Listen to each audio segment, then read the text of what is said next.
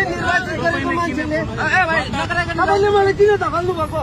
भाइ यो पुष्टि के यहाँ भिड गरेको देखाएको छैन? कसले भिड गरेछ? तपाईँलाई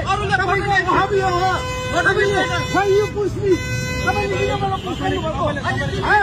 मैले पुष्ट गरेँ भने तपाईँको हालत के होला? तपाईँले खोज्नुहुने एउटा जनताले प्रत्यक्ष निर्वाचित गरेको व्यक्तिको अहम यो हो। यत्रो भिड भइरहेको छ, भिडमा यस्ता यत्रो भिड भइरहेको छ, पछाडिबाट आएर भिड भइरहेको छ।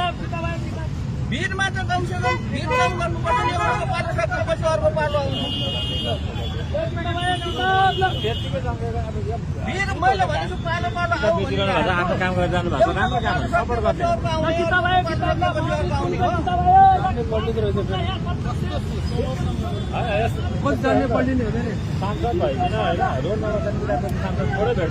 त्यही भनेको त नि, उहाँले त राम्रो तरिकाले आफ्नो तरिकाले बस्नु हो। कलेजले पनि हेर्ने हो।